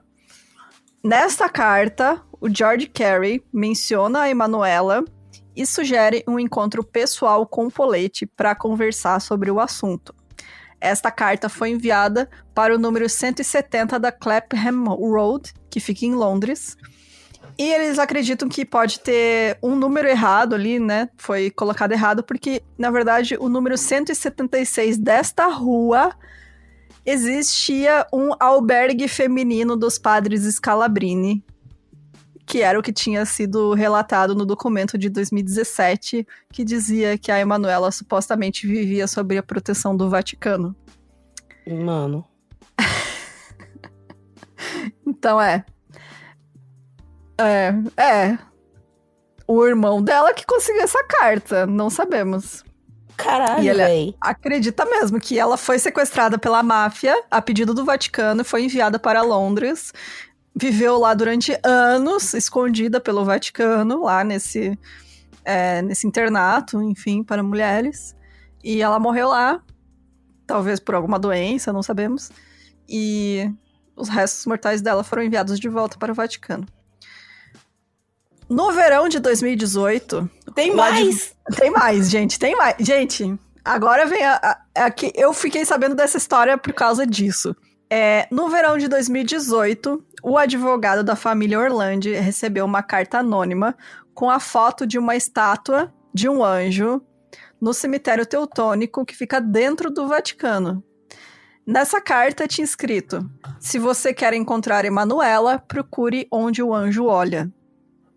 Ai, não, aí eu novamente da 20, gente. Mais uma vez.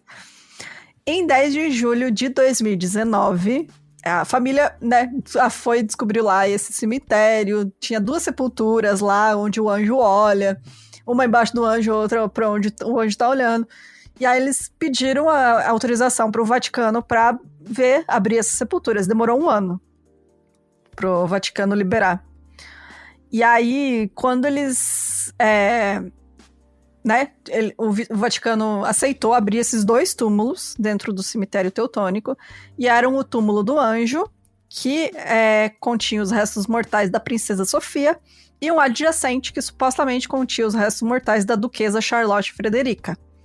As exumações ocorreram em 11 de julho de 2019, e nem o corpo da Emanuela, nem o das 2 princesas foram encontrados. As lápides estavam vazias. É estranho. Não tinha nada lá. Nem das princesas. Não tinha nada. Tava vazio. Galera. O Vaticano disse que ia conduzir uma investigação sobre o desaparecimento dos restos mortais das princesas.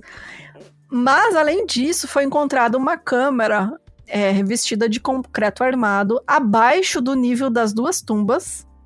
Essa câmara estava vazia. E um perito disse que isso foi construído depois do século XIX, que era a época que os túmulos foram construídos.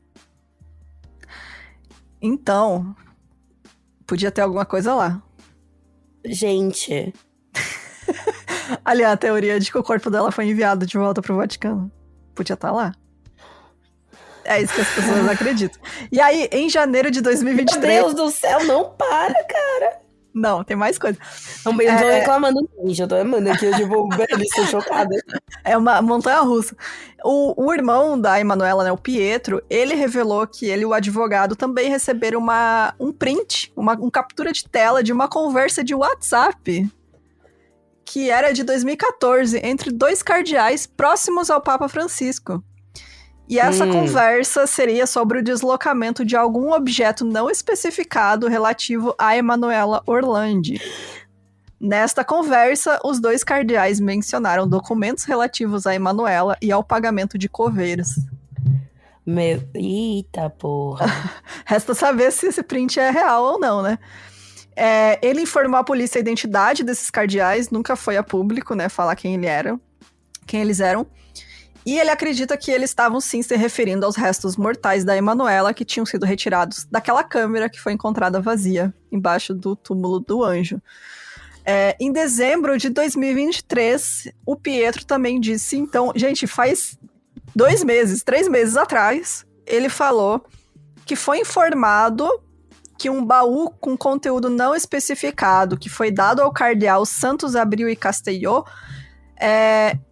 esse cardeal levou esse baú até a cripta da Basílica de Santa Maria Maggiore, em Roma. Então, o Pietro tá aí na luta, tentando descobrir se esse baú continha os restos mortais da Emanuela, e agora tá as pessoas fazendo a pressão para que, né, a Basílica de Santa Maria Maggiore seja revistada ali, a cripta, para ver se encontram. Só que aquilo, né, tipo, o Vaticano pode ficar enrolando, dizendo que não e tirar de lá de novo. Vai ficar fazendo isso o resto da vida. Né? Alguém fala alguma coisa, o Vaticano vai lá e tira. Nunca saberemos. Até eles liberarem, já passou um tempão, e aí... Em janeiro de 2023... Libera, Papa, por favor. Aquele meme da Melody, sabe? Libera Anitta. Sim. Libera, Papa, por favor. Tipo isso. Em janeiro de 2023, o Vaticano reabriu as investigações do desaparecimento da Emanuela, seguido em maio pela terceira reabertura do caso pelas autoridades italianas. E não demorou muito, o que eu acho muito, muito suspeito. Assim, em julho de 2023, eles reabriram em janeiro. Em julho, o Vaticano liberou um documento, mas não para a polícia, eles liberaram direto para a imprensa, para um programa de TV italiano, TGLA7, que sugeria o envolvimento do tio da Emanuela em seu desaparecimento, um homem chamado Mario Meneguzzi. Segundo esse documento, o Mário seria muito parecido com o retrato falado do homem da Avon, que foi descrito pelos policiais que estavam na praça, né, aquele dia que ela desapareceu. E também tinha uma carta, aí que eu acho muito errado, tinha uma carta do padre que ouvia as confissões da família Orlandi, onde ele informava a um cardeal que a irmã da Emanuela, a Natalina, havia confidenciado a ele que seu tio Mário tinha abusado dela. Caraca, essa irmã aí confidenciou uma porra de coisa, né? Não, só isso, amiga. Só isso que ela falou. Amiga, ela não confidenciou sobre o amigo do Papa? Não, essa aí foi a amiga da Emanuela. Ah, tá, desculpa, gente. A Emanuela tinha contado pra uma amiga. Desculpa aí, confundi essa história. É muita coisa. Eu falei que era muita informação. No dia seguinte à liberação dessas notícias, a Natalina deu uma declaração pública para a imprensa, afirmando que sim, em 78, quando ela tinha 21 anos, Eita! O tio dela, na verdade, tinha feito comentários inapropriados, mas nenhum abuso físico havia acontecido. Tipo, ele nunca abusou sexualmente dela, nunca. E que apesar dele ter feito esses comentários, enfim, ela sempre manteve uma boa relação com ele até a sua morte. Inclusive, ele estava muito envolvido ali depois que a Emanuela desapareceu. Ele dava declaração à imprensa. Mas aí dá uma desconfiada, né? Não, eu acho que... Até porque, assim, ela também contou que a polícia tinha investigado o Mário logo nos primeiros dias depois do desaparecimento, porque, né, você tem que investigar ali pessoas próximas primeiro, né? E ele foi logo descartado como suspeito, porque naquele dia ele tava com a família de férias a 70 quilômetros de distância. Então, não foi ele. Justo. Não foi. E a Natalina também disse que já sabia da existência desses documentos, porque em 2017 ela foi questionada pelo Vaticano sobre essas afirmações. E tinha muitos anos já que a família Orlandi pedia para o Vaticano que liberasse esse dossiê secreto que eles têm sobre o caso. Porque eles realmente têm a investigação interna deles, eles fizeram. Só que eles não divulgam essas informações. A família pedia, por favor, passa pra gente ir pra polícia italiana pra ajudar nas investigações. E eles Nem que nunca... fosse só pra família, né, mano? Vamos supor. Pra polícia, pelo menos, sabe? Não, pra polícia também, mas suponhamos que o Vaticano fala, olha, a gente não quer que a polícia saiba, porque senão vai cair na mão da polícia, pode dar ruim em questão de imprensa, enfim. Não vai falar pra família, que é moradora de lá.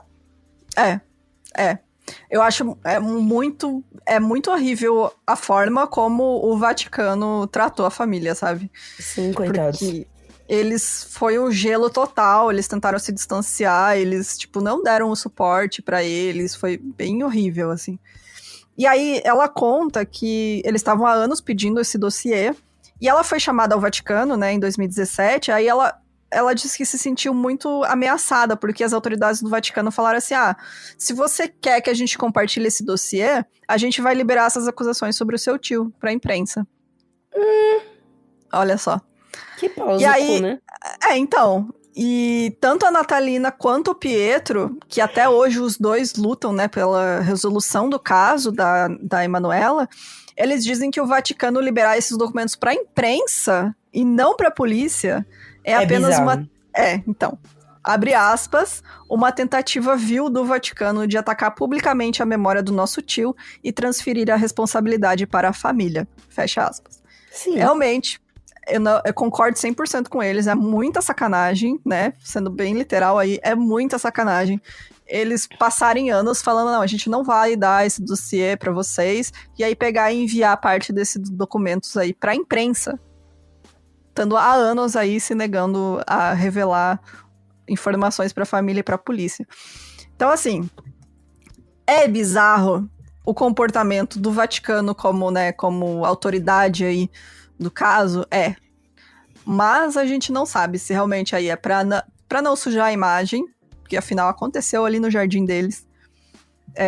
A menina era cidadã, né, a Emanuela era cidadã do Vaticano, ou eles realmente estavam envolvidos e foi tudo um grande acobertamento aí para não acontecer um escândalo sexual de uma pessoa próxima ao Papa. Gente, até eu tô confusa. Eu realmente acredito nessa teoria. Essa teoria faz sentido, só que ao mesmo tempo... Que nem eu falei, não tem nenhuma... Eu acho que normalmente eu sempre falo, nossa, tal teoria, tal, né? Sim. Vai ser, mas essa teoria é tão... Não é aquela teoria... Enfim, eu não consigo... Porque pra mim, muita coisa fez sentido nas outras. E muita coisa fez sentido em todas, sabe? Sim.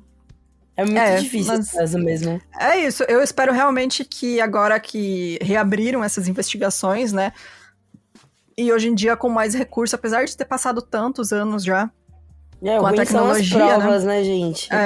Então, tomara mesmo que a família consiga aí ter um fechamento, saber o que aconteceu, pelo menos, porque o Pietro, até hoje, ele é um grande ativista, né, pela resolução do caso. Ele é a figura, né, central aí, que ainda dá entrevistas, ainda chama a atenção das pessoas pro desaparecimento da Emanuela. Ele, até hoje, é essa pessoa, né, que chama a atenção pro caso. E, cara, ano passado aí tava saindo informação, então, né, vamos ficar de olho. Tomara que apareça mais coisa aí. Estamos na torcida. E é isso, gente. Espero que vocês tenham conseguido entender tudo que aconteceu, que eu tenha conseguido Caso de explicar. leve, né, gente? Uma coisinha leve, assim. Eu pensei, vou pegar um desaparecimento, né? Geralmente dá pra gente fazer umas teorias gente, e sério, tal. Eu gosto, mas desgosto de casos que não tem resolução. Né? Porque eu fico, meu Deus, gente, eu quero saber. Eu quero saber o que aconteceu. Nossa, tem, tipo, na Netflix tem aquela série lá de casos que não são resolvidos. Eu fico, meu Deus, quero saber. Sim, mistérios, né? Os mistérios não resolvidos. Como é que meu pai chamou essa série? Cara, eu não lembro, mas era um nome muito engraçado. O dia que eu lembrar, eu conto aqui pra vocês. Foi algo engraçado. Mas é isso, gente. Semana que vem a gente tá de volta. Você quer ler o último que a gente gravou? Vamos ler os... Sim, vamos para os comentários, verdade.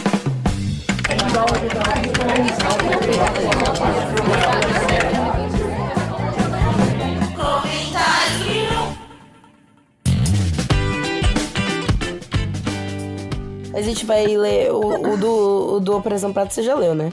Não li. Então bora, que tem um monte de coisa interessante. Bora. Galera. Vou começar, vou abrir aqui no Spotify primeiro. A gente recebeu e-mails também no Operação Prato, não Sim, recebeu? eu tô abrindo e-mail aqui. Eu tô amando. Gente, vocês ficaram muito felizes. Eu também fiquei muito feliz com a Bruna se cagando de medo. Foi uma emoção generalizada, assim, sabe? Foi tipo todo mundo falando, nossa, que alegria, a gagueira da Bruna, sabe?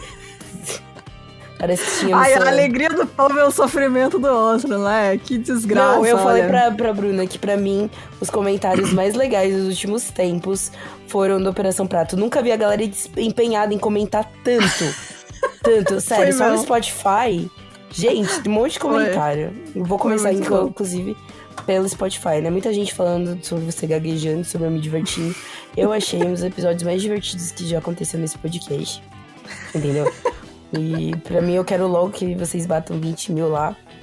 Pra gente fazer um mais complexo. E lembra que vamos ter live com a Bruna vendo o filme junto com a Bruna. Ai, gente, pelo amor de Deus. Vai ser tudo de bom. Não, eu não quero. Não, isso vai ser um trauma na minha vida. Eu nunca assisti esse filme, gente. Eu tenho muito medo. Vai ser muito bom, vai ser muito divertido.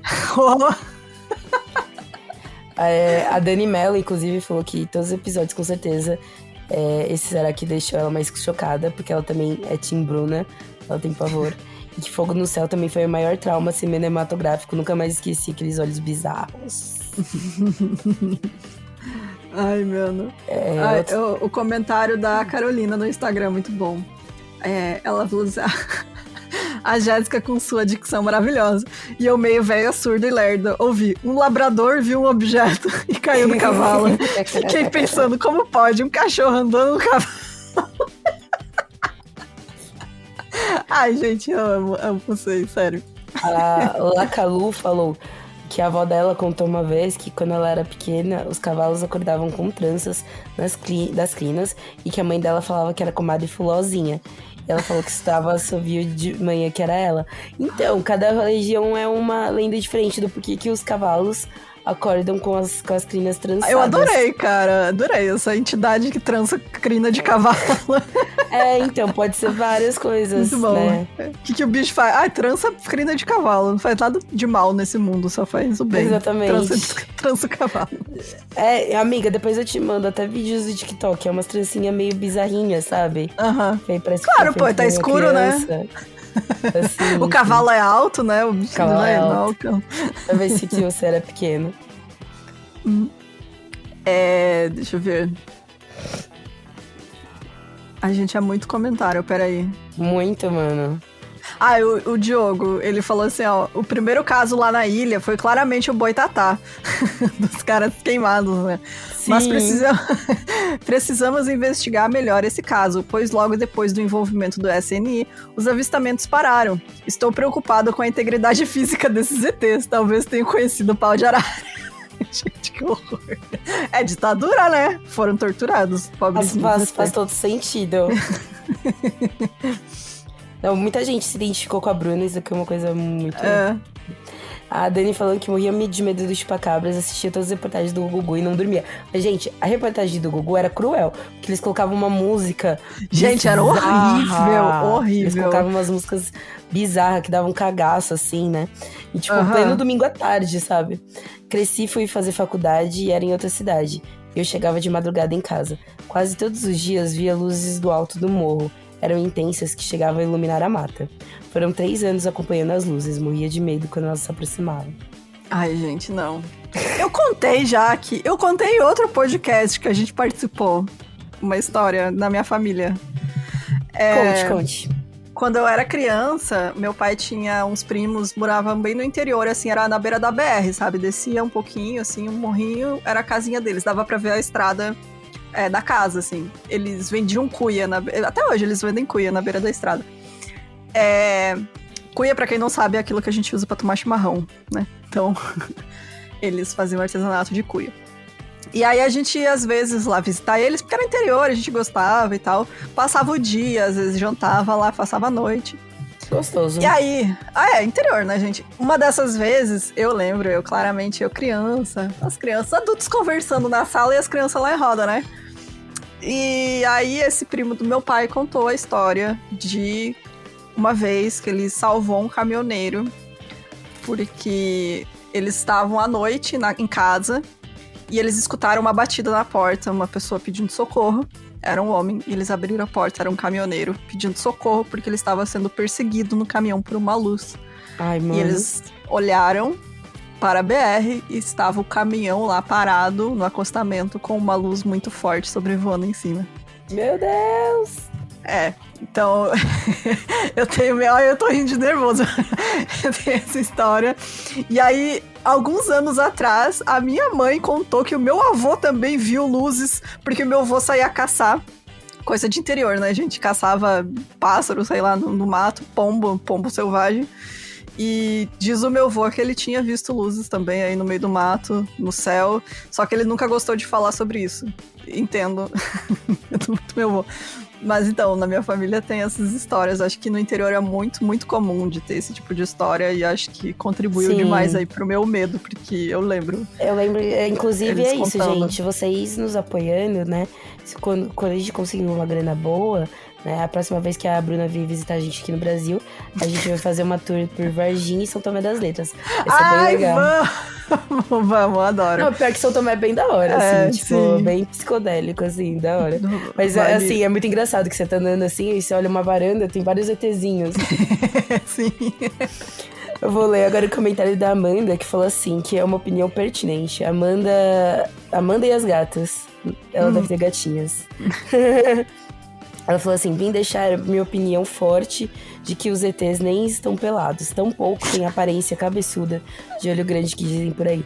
Pensem comigo sobre a roupa dos astronautas. Se a gente não soubesse o que é o ser humano e visse só uma criatura vestida com aqueles macacões, como iríamos descrever? Um bicho de uma cor só, meio fofo, com cabeção e um olho só? Acho que os ETs são isso aí, só que estão vestidos com um macacão de astronauta diferente do nosso. Eu gostei dessa teoria. Eu achei que eu essa posso teoria imaginar tudo. eles como gatinhos, né? Amiga, não. Talvez aí eu supere meu medo. Claro, gatinhos espaciais, vestindo uma roupinha de ET. Amiga, Que é a roupinha espacial deles. amiga, pelo amor de Deus. O quê? Eu não tenho medo de gato, eu amo gato. Realmente, vai problema? vir em formato de gato, pelo amor de Deus. Aí o máximo, aí você vai ver aqueles gatos do Cats lá, do filme. Ai, que horror, não! O gato meio humano, né? Não, Gente, que sério. horrível. Inclusive, assim, eu adoro um filme ruim.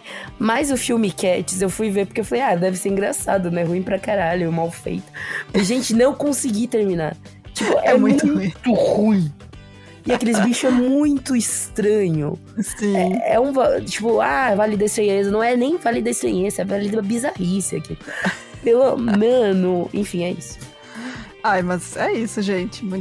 Eu adorei todos os comentários. Muita gente dando os depoimentos ali de avistamento. E muita também. gente alegre, assim, sabe? Com a Bruna Uma Gaga. felicidade, né? Oh, que alegria. A galera muito feliz também comigo, que eu não parava, né, gente, de dar risada. Porque... Ai, né? É isso. Todo mundo ficou emocionado aí com o meu desespero. Muito obrigada a todos. Tem e-mail? Não, mas tem um e-mail que foi bem curtinho, que foi, deixa eu ver, da Agatha, né, que comentou que procurou as imagens e algumas parecem muito planetas que ficaram borrados por causa de câmeras ruins. Talvez eles só eram míopes mesmo. E eu quero ler uma mensagem que a gente recebeu no Instagram, que eu amei, gente, muito fofo. Eu amo quando vocês mandam mensagem assim, que é da Samara. A Samara mandou assim: oi meninas, tudo bem? Preciso falar que estou escutando vocês secretamente há mais de 6 meses durante o meu trabalho. Detalhe, sou contadora. Fico aqui no meu mundo ouvindo vocês no meu fone. Foi a coisa mais legal que fiz nos últimos meses, pois não quis consumir tudo rápido. Me dediquei a ouvir cada episódio com calma e voltava várias vezes para os que já tinha escutado. Acho que foi só para demorar mais e não ver o final. Várias vezes quis comentar o episódio, mas eu queria terminar tudo antes de me manifestar. Tenho que dizer que vocês me ensinaram muito e aprendi muito com vocês o lance de colocar os pensamentos de vocês em cada episódio. Me deixava muito refletiva e aos poucos eu fui aprendendo mais. Eu nem queria ver você somente escutar, mas teve um dia, há um mês atrás, que resolvi seguir e procurar vocês nas mídias sociais. Jesus, caí da cadeira. A gente tem nada a ver, né? As pessoas imaginam uma coisa. Eu imaginei a Bruna, loira, alta e despojada. Caralho. Gente, eu sou muito baixinha. A Jéssica, por ser paulista, eu imaginava alguém bem mais alternativa. Agora, a Fabi, essa eu não me espantei. Artista, né? Conheço bem o mundo dos quadrinhos. Por fim, gostaria de falar mais, mas estou no horário do almoço e tenho que voltar correndo. Agora serei uma participante ativa e vou tentar ajudar vocês. Obrigada pelo conteúdo, amo vocês. Ai, que amor. Obrigada, Samara. Beijo. Beijo. Inclusive, eu gosto muito quando, tipo... agora, né, a Bruna morando em outro estado complica um pouquinho. Outro estado é ótimo, né? Outro país, né? Sim. Outro país complica um pouquinho. Mas fotos de nós três, sabe? O choque generalizado. Não sei se você chegou a ver. Menina, procure. Eu acho que tem na nossa timeline. Tem do nosso encontrinho.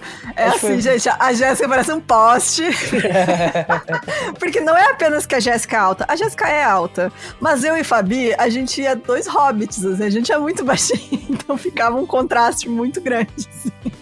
Basicamente, tem uma foto que assim, a gente tirou, a gente já tinha bebido algumas lá no bar. E aí ela ficou exatamente na altura da minha axila.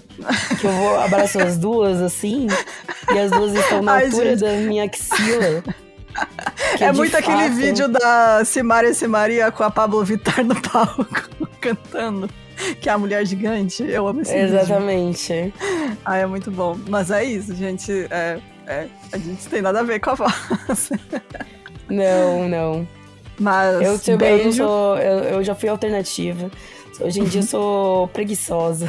É o adulto cansado, né? É a nossa estética. Cansado, exatamente, minha estética é cansei.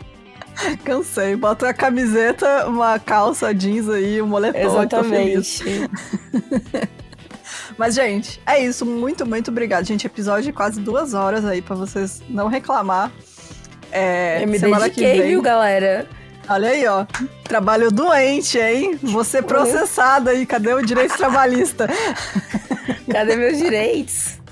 Ai, gente. Muito obrigada aí pra todo mundo. Comentem aí, então, teorias sobre esse episódio. Manda um e-mail pra gente. E apoie o podcast. Se você não consegue apoiar financeiramente, a gente agradece demais você ajudando a divulgar. Comenta com os amigos. Manda o link pro colega escutar. Escuta no trabalho sem fone. Obriga todo mundo a ouvir com você. E é isso, gente. Beijos e até semana que vem. Até semana que vem. Opa, logo agora.